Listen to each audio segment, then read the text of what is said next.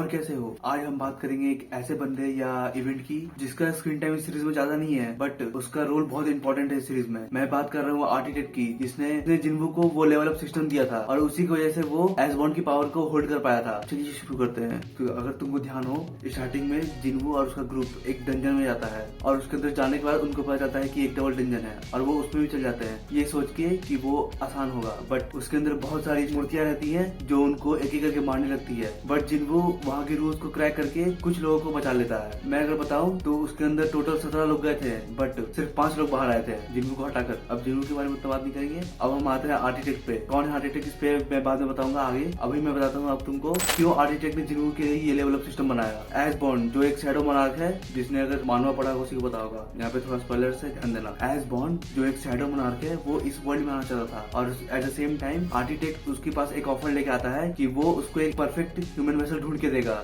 उसके बदले में वो हमेशा के लिए जीना चाहता है, मतलब मॉर्टिलिटी। और अगर तुमको जानना हो कि उसको ह्यूमन वेसल क्यों चाहिए था, तो तुम ये समझो एसबॉन्ड मोनार्क्स में सबसे पावरफुल मोनार्क है, शैडो मोनार्क। वो इतना ज्यादा पावरफुल है कि वो डायरेक्ट इस वर्ल्ड में नहीं आ सकता था। उसको एक ह्यूमन वेसल की जरूरत पड़ता आने के लिए, बट उसका पावर इतना ज्यादा है कि ऐसे ही किसी में भी वो अपना पावर ट्रांसफर नहीं कर सकता था। अगर वो करता भी तो वो बॉडी डिस्ट्रॉय हो जाती। इसलिए आर्किटेक्ट उसको एक ऑफर लेके आता है कि उसके लिए परफेक्ट ह्यूमन वेसल ढूंढेगा जिससे वो इस वर्ल्ड में आ पाए। बट बहुत साल बीत जाते हैं मगर कुछ नहीं मिलता। बट एक दिन अपना जिन्वू उस कार्टिनियन टेम्पल में घुस जाता है और वो टेस्ट को पास भी कर लेता है सेक्रीफाइस का, और इसलिए अपना एसबॉन्ड उसको सिलेक्ट करता है। बट आर्किटेक्ट नहीं चाहता था कि जिन्वू सिलेक्टेड हो। आर्किटेक्ट चाहता था ऐसा बंदा जो फिजिकली पावरफुल हो, ग्रेट मेंटेलिटी हो और सुपीरियरिटी हो। बट एसबॉन्ड को कुछ और ही चाहिए था। एसबॉन्ड चाहता था कोई ऐसा बंदा जो मौत के बहुत करीब हो, जो मौत को टक से छुके बाहर आ जाए। और तुमको पता ही होगा अपना जिन्वू मौत से खेलता था, वो तुम टक से छुके बाहर आ जाता था। इसलिए एसबॉन्ड ने उसको सिलेक्ट किया और इसके बारे में आर्किटेक्ट कुछ कर भी नहीं सकता था क्योंकि एसबॉन्ड है ही बहुत पावरफुल। अब हम बात करते हैं आर्किटेक्ट की पावर्स की।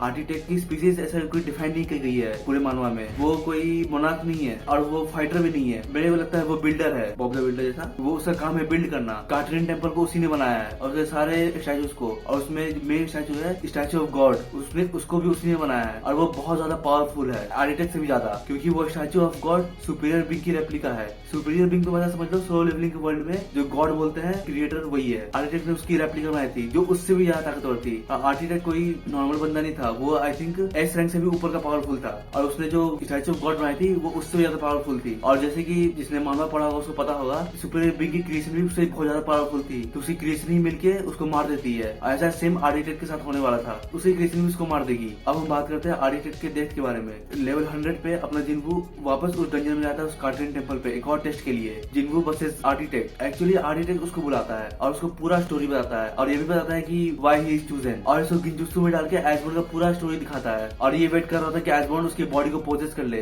एक्चुअली इसका शुरुआत से ही प्लान था कि एसबॉन्ड उसकी बॉडी को पोजेस कर लेगा और एसबॉन्ड इस वर्ल्ड पे वापस आ जाएगा। बट एसबॉन्ड ऐसा कुछ करता नहीं है। वो समझो आर्किटेक्ट को धोखा देता है और जिन्वू को पोजेस नहीं करता है और एसबॉन्ड आर्किटेक्ट का अथॉराइजेशन सिस्टम से हटा देता है और उसको मरने के लिए छोड़ देता है जिन्वू के पास। और आर्किटेक्ट कुछ कर भी नहीं सकता, एसबॉन्ड इतना पावरफुल जो है। और जब अपना जिन्वू उस गिंजुत्सु से बाहर निकलता है तो उसको ब्लैक हार्ट भी मिल जाता है एसबॉन्ड का, और वो और भी ज्यादा पावरफुल हो जाता है और वो आर्किटेक्ट को पेल देता है। और आर्किटेक्ट मरते मरते उसको प्रोफेसर सुना जाता है जो आगे काम आने वाला है। इतना ही था स्टोरी है ये आर्किटेक्ट का। आर्किटेक्ट का समझो स्क्रीन टाइम उतना नहीं है, बट इसका रोल बहुत इंपॉर्टेंट है। अगर ये नहीं होता ना तो जिन्वू को उसका कभी लेवल अप सिस्टम नहीं मिलता और एसबॉन्ड को उसका कभी परफेक्ट ह्यूमन वेसल नहीं मिलता। बेसिकली इसलिए ये लेवल अप करता है क्योंकि एसबॉन्ड का लेवल इतना ज्यादा है ना कि एक बार में वो कोई हैंडल कर ही नहीं सकता है, इसलिए वो धीरे धीरे करके लेवल अप करके करता है ऐसा। और लास्ट में चल के एसबॉन्ड अपना सारा पावर जिन्वू को दे देता है और वो बन जाता है नया शैडो मोनार्क। यही था पूरा स्टोरी आर्किटेक्ट का, कैसे वो एसबॉन्ड से मिला, कैसे वो जिन्वू को लेवल अप सिस्टम दिया और कैसे वो मर गया। तो तुम कमेंट्स में कुछ भी लिख देना, बढ़िया चीज। और अगर तुमको जानना है क्यों सोलो लेवलिंग ओवररेटेड है तो मैंने इस पे भी एक वीडियो बनाया है, जाओ जाके देखो। कमेंट जरूर कर देना और लाइक भी कर देना, सब्सक्राइब भी। बाय।